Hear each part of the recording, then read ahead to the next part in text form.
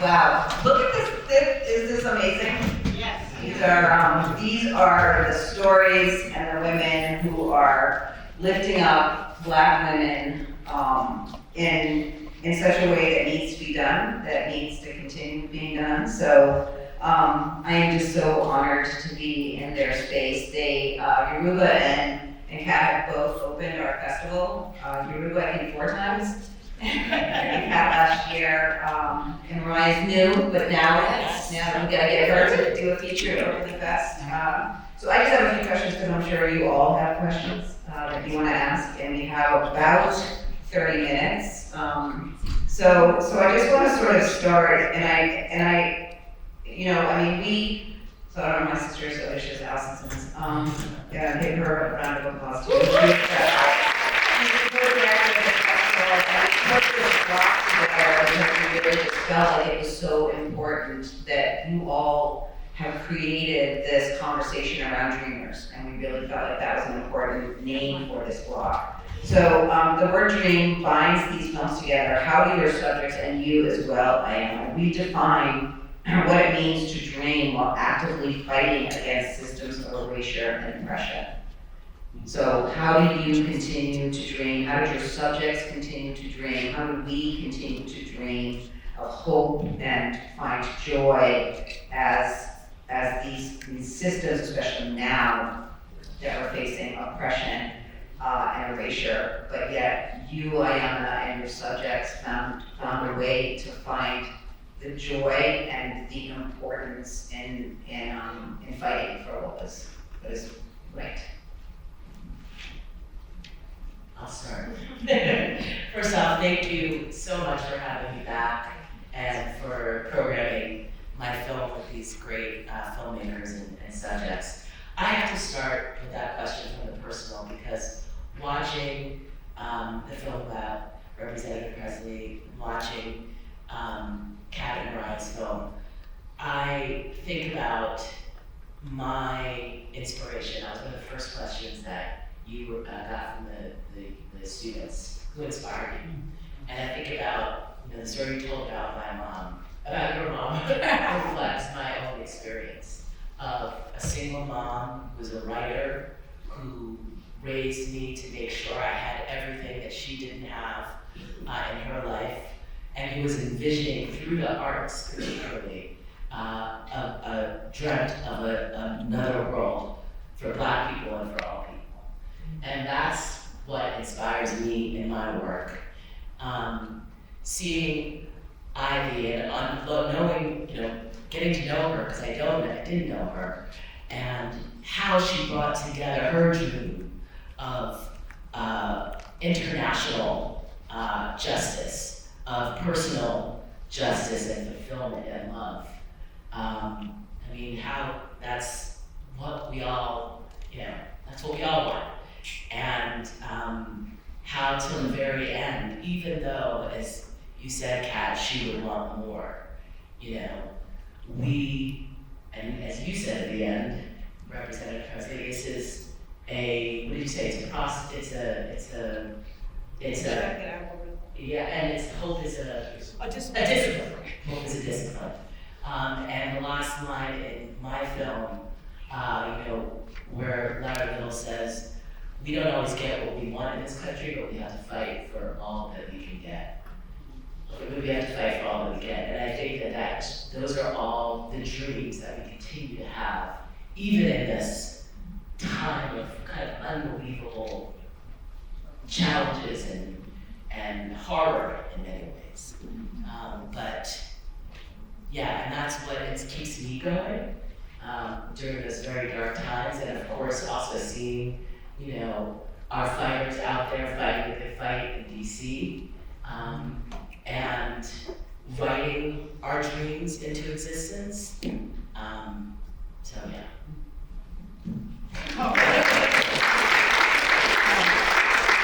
I will just pick up a little off of what you said. Yoruba is one of the best filmmakers alive today. But also, I feel like this idea that Ivy was carrying on is really important. And you picked a pivotal moment in our film, which is when I say to Mariah, she didn't see the world she wanted. We moved it much earlier, and I hope that by the end, you saw the part where we said, in essence, Mariah is the world she wanted, and so she did see that world. We said, you know, it's going well, keep going. And I think that was really important because the reason I made it is because her story was so beautifully braided into the story of possible justice, but committed hope and future and things that were spoken about in every single film. And that for me, the generations from Ivy to me to her niece Jade to Mariah is really the story that needs to be told because it's how change happens through history, and Ivy's gone and this change is still happening. Yeah, absolutely. I feel like when I think about like dreaming, more so than anything, it's always been like kind of an act of survival. Like it's not something I'm consciously thinking about. It's something that we have to do in order to make it through. In order to be able to imagine yourself and imagine the people you love in a world that's better. And even if you don't even know what the next generation of those people looks like yet, it's investing in the now for that future that's going to come. And I think I learned so much of that through making this film and through eating cat, and just that act of love is really what guides, I think, dreaming in a real sense, because it is a generational thing. You have to carry it through, and you don't always get to see your dream, but you're doing it for the next person after. Well, all of that resonates with me, and I know we're short on time, but and I just, okay, well, in the spirit of it, I just want to just thank our cinematic sisters, thank the Roxbury Film Festival, thank the Museum of Fine Arts, thank each and every one of you. It is Father's Day. You could have been anywhere else today but here, but your being here is its own form of resistance. For us to assemble, for us to convene is in this moment in and of itself radical. For us to convene and assemble and to affirm the necessity and the power of storytelling, of Black storytelling, to celebrate Black directors is just so essential in this moment. There's no revolution without the arts. It titillates the consciousness. It reflects the consciousness, it informs, it shapes. And so I just want to first say that. And the reason why I center dreaming in so much, and I do think it is just about possibility. And I joke often that because I'm an Aquarius, sometimes when I talk about the power of dreaming, that people can, shout out to all the Aquariuses in the room, I see a couple of heads nodding, yeah. We're a little censored, but we are the ultimate humanitarians, so I thank you. Dreaming, it's not only powerful, it is necessary. When I think about how arts has shaped me, it is Nikki Giovanni's revolutionary dreams that inform and shape me. It's Langston Hughes, What Happens to a Dream Deferred. It's Etta James, A Sunday Kind of Love. Each of these things, I want to love like that. Or, oh wow, that's reminding me of my power. Tapping into my Blackness, my womanness. Like, the arts are so essential for informing, shaping, inspiring dreams. And dreams are also very practical, right? I dream a world where Black men grow old. I dream a world where Black boy joy is a rite of passage. I dream a world where you can be Black and birthing and survive that birth and live to raise that child. I dream a world of a government that centers the humanity and the dignity of all people. We can't say we are the hope and the dream of the slave. And to pretend as if dreams are not powerful, necessary things in the work of progress and revolution.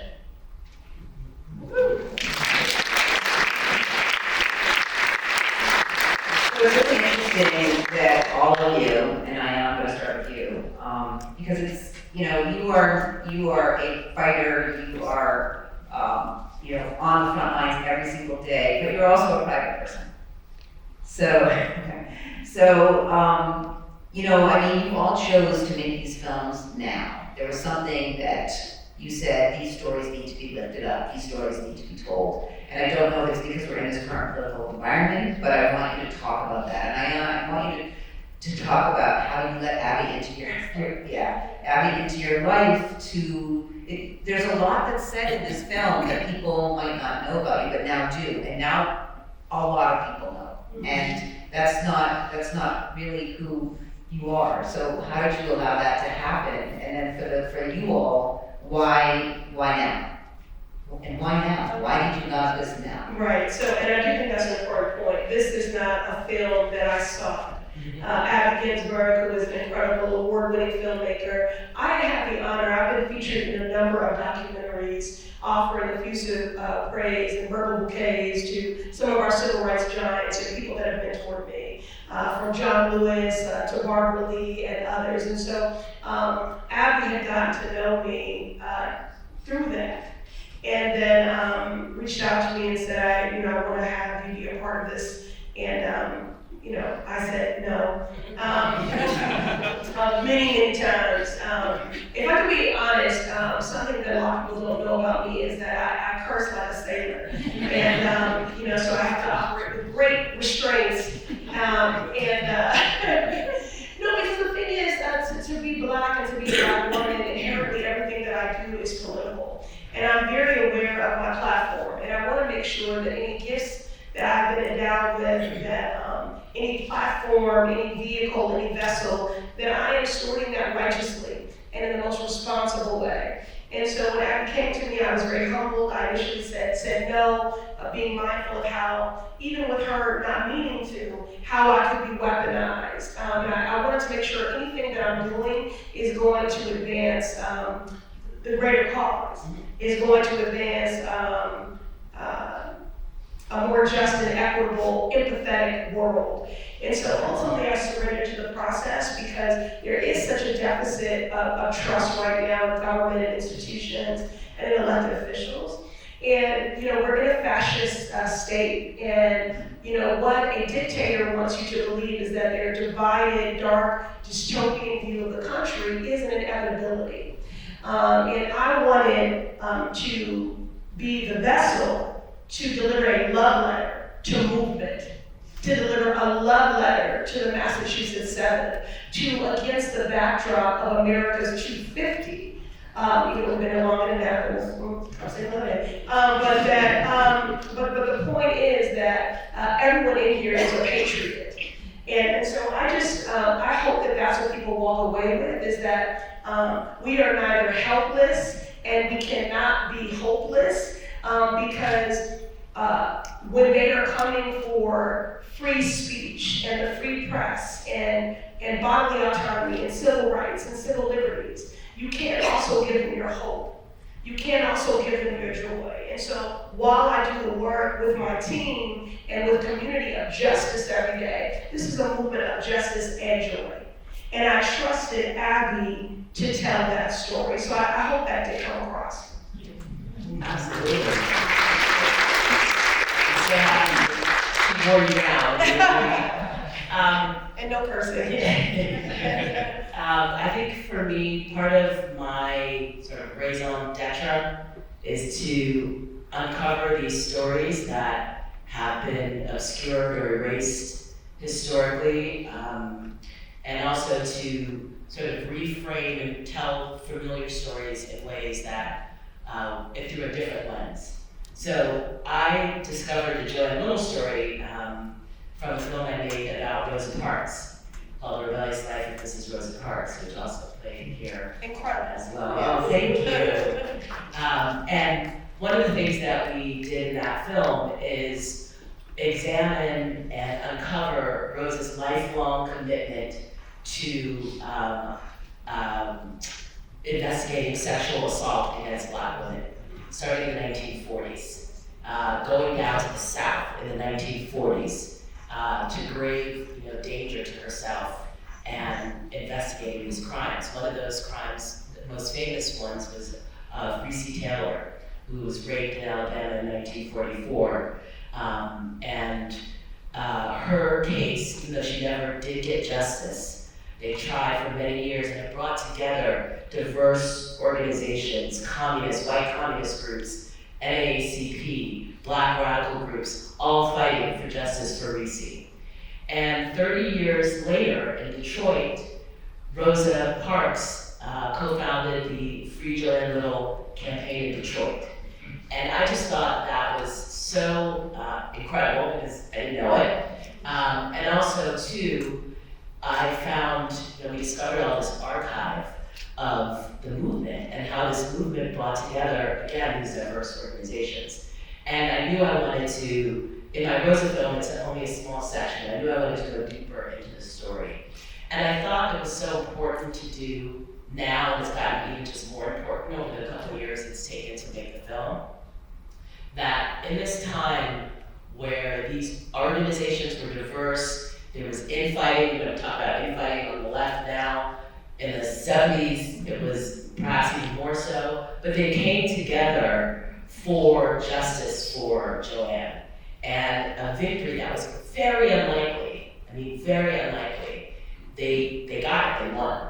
And so I draw such inspiration from that in these most unlikely times, again, the horrors and fascism that we're seeing now, that we can come together, organizations, people can come together, diverse movements can come together and fight and win. And so that's why I wanted to tell this story.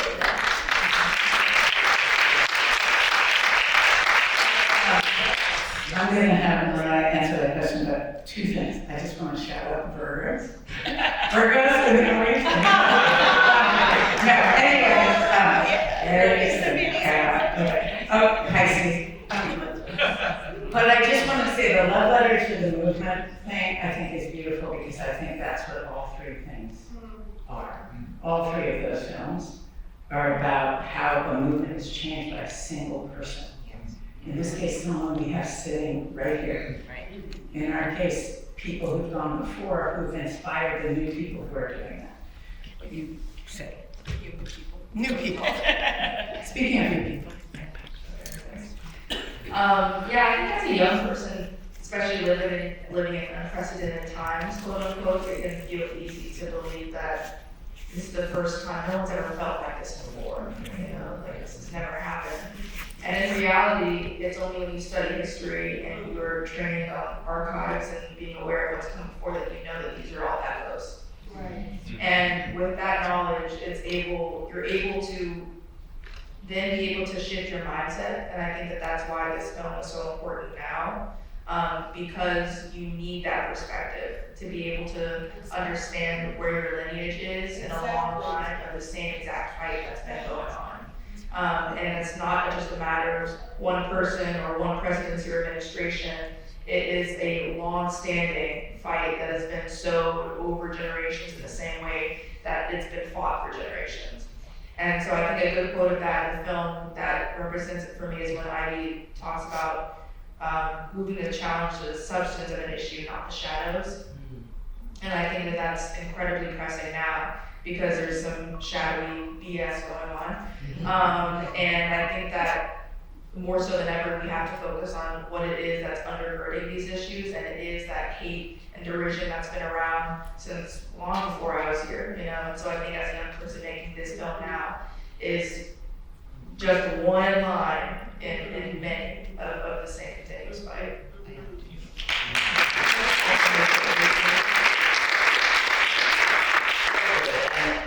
Going back to Rosa Parks as well, as someone who, one of her earliest memories is fighting is guarding her house against the KKK marching in her front door in Alabama in 1910 or 11. And she died, in 2005, 2006. So she saw the whole trajectory, basically, of the 20th century, and never stopped fighting. So after the Montgomery bus boycott, went to Detroit, continued, worked in the Black Power movement, worked internationally, never gave up the fight. And I think that's the echoes of history, that's the not being complacent with where, what we think things are, better, knowing that we have to continue to fight because they so easily regress, and we've seen that throughout our history.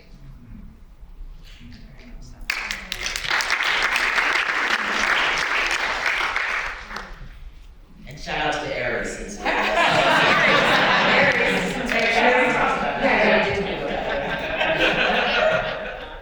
Just related, or perhaps unrelated, I just wanted to say how important it is when we are reflecting upon and revisiting our leaders, that we deconstruct their work, because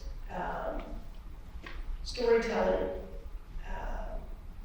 when it isn't told by diverse voices or even well-meaning folk, can flatten people.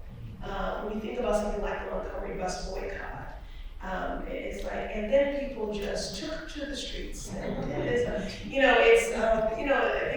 analogy that I would offer is that my husband is a tennis enthusiast, and he doesn't play. Okay, he's a tennis watcher enthusiast. We do love pickleball, though. That's Courtney a lot.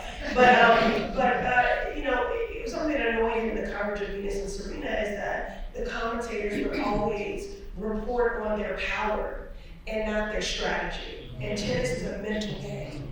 And I find that very often with freedom fighters, with freedom writers, with civil rights leaders, even if it's something that I manage all the time, someone was saying to me the other day, I try to tell people that you do more than just give good speeches. And I said, well, thank you for that. But we also don't want to, reduce and diminish the importance of being able to effectively communicate a message or to inspire, to motivate. That is a skill.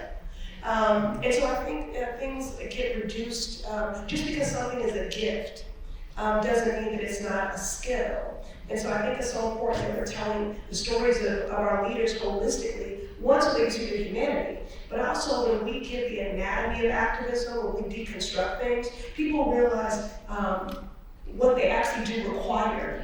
It isn't just these kind of one-off, high-profile, super dramatic moments. And then finally, I just want to say, your wisdom belies your chronological age, and I wish I knew what you know already at your young age, and I'm so glad that you're passing it on. I think I mentioned in the film this Coretta Scott King quote that guides me, that freedom is never really won. You earn it and win it in every generation. And some people, when they hear that, they feel very defeated. So you're saying that our gains do not exist in perpetuity. That's exactly what I'm saying. And you should not feel defeated by that. In fact, you should feel empowered by that, because it means that, I'm not judging myself according to 400 years of oppression. I'm judging myself according to my time in this algorithm. Because for every part of the algorithm, which is jagged and not linear, and the lifelong pursuit of justice and liberation, there's another Fannie Lou Hamer. There's another Sojourner Truth. There's another, so it's just about who are you in this moment, because gains are not guarantees. They do not exist in perpetuity. If you need any evidence, please look at the Supreme Court. So that's why we have to, by the way, expand the courts, reform the courts, and turbulence as an aside. So don't feel defeated by that. Just think about, what is your responsibility in this moment for this generation to earn and win freedom. Thank you. I just want to say that I am feeling an incredible, immense amount of joy with Mariah on the other side, and that next generation who is, as Ayanna said, speaking, she said it so more eloquently, but you remember what she said. Because I think it is really important to look at this next generation who understands the importance of bringing these voices forward and bringing visibility. So this isn't something new. This moment we're in now is not new, but as Ayanna said, it is our moment, but we stand on the shoulders of so many people, and we need to understand who those people are, and we need to see those people. Like, you guys have created these amazing films. You continue to. This is your work. This is their lifelong work, is doing that for Kat and for Yoruba, and now Mariah, to bring these men and women and people to us so we don't forget them. So we have limited time, but I do want to throw it out to the audience. Yeah. These are also that these stories are so essential because they're not only meant to inspire, They are meant to instruct. You know, so it's actionable. That's why they want to erase our history, because we're the blueprint, you know, the foundation for every other movement. So it's instructive, it's not just inspiring.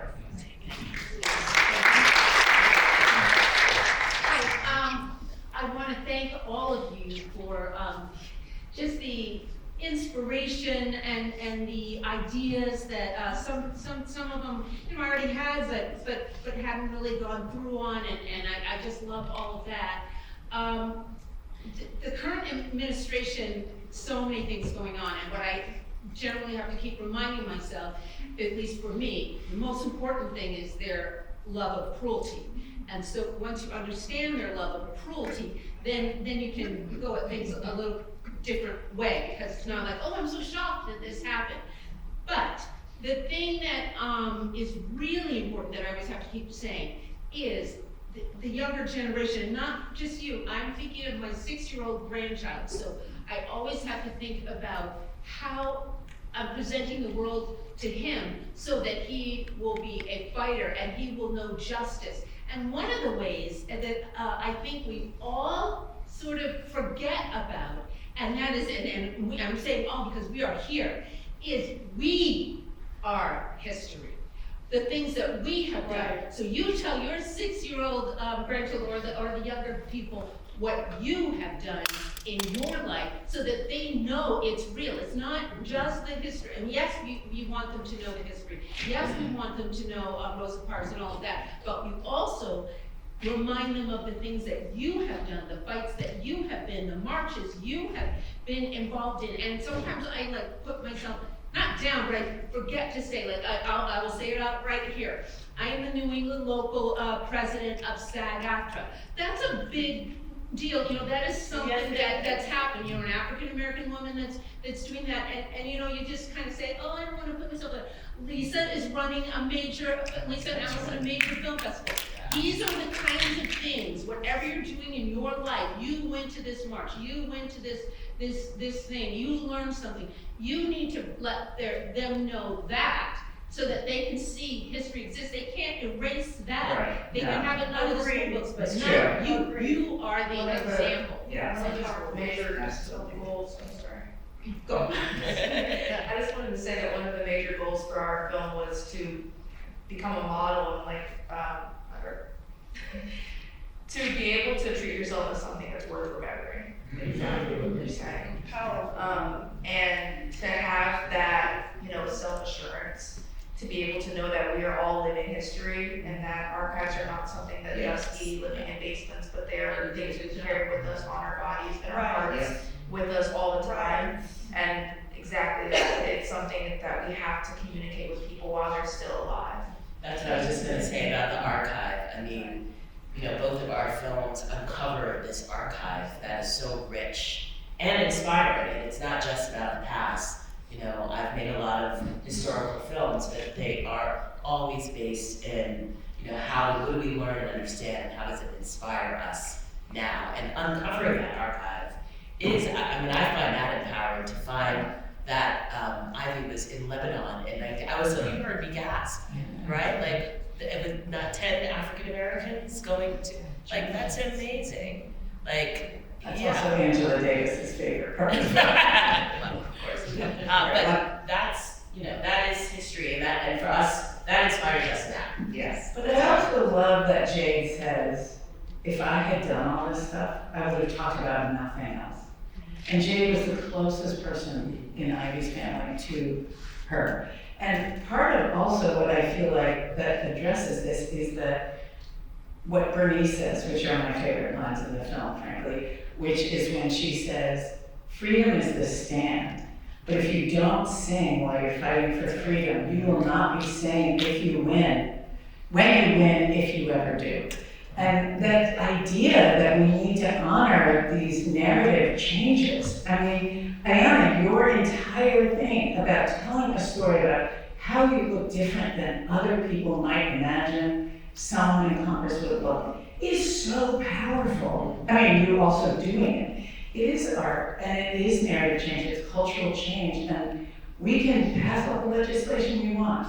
If we don't change the narrative, people won't believe it, they won't buy into it, they won't make it happen. And I would just say, to that point about our children, maybe ask them every night or every morning, what's something that you're proud about? I was speaking to a school group, and I can't, we gotta wrap, so I can't get emotional about it. But, you know, all the kids were asking me questions, and this one 9-year-old girl said, tell me something you love about yourself. Wow. And I was stunned into silence. I didn't want to fib. And in that moment, there wasn't much I felt I could summon. And I didn't want to be dishonest. I think I sat with it and then ultimately said, well, I'm very empathetic, and I think empathy is my superpower. But I wondered why it was so hard for me to answer that question. So I think, you know, our girls in particular are not encouraged to be proud. I mean, even on this stage, you're being told you're one of the best directors of our generation, the best filmmakers, and she's like, no. You know, we never just stand on our own business. It's okay to just say, I am. Thank you. You know? Children in that way, ask them what's something they love about themselves, and it's something that they did today that they feel proud about. Thank you for that. I'm getting this sign. Wait, there's at least one more who was very eager. All right, we're getting one more. Hi, Ozzy Birdsell, Boston Globe. Congresswoman Pressley, what did make it into the short film that you still want to resonate with consumers? All right, he says, what didn't make it into the short film that you wish did make it into the film? That you still want to resonate. That you still want to resonate with the story. Did you see the hours and hours and hours? So footage that Abby did. Yeah, you know, again, I'm just so grateful to have been a vessel to celebrate movement and hopefully offer an affirmative vision for our country. But I know that there were some moments where they did visual storytelling about my work on Kansas Student Dad, or my fight for reparations, or the work I did very effectively on clemency to get sentences commuted to save lives. So I wish that was told. I think the narrative was more focused on, since I co-chaired the Reproductive Freedom Caucus, the assault on our bodily autonomy and reproductive rights and freedoms, and then certainly the attacks on our immigrant neighbors. So I was very grateful that was highlighted. I think that there is people acknowledge that this is an administration, in my opinion, that is anti-freedom. Anybody who wants to control what you do with your body, what books you read, degrade your free press, deny your freedom of speech, that's an anti-freedom agenda. People know that. They know it's an anti-worker agenda. They know it's an anti-woman agenda. They know it's an anti-immigrant agenda. You don't hear people saying that it is an anti-black agenda. And I want people to name that. It's not enough to just say racism. It's not enough to just say white supremacy. I need people to name, I need Democrats. To name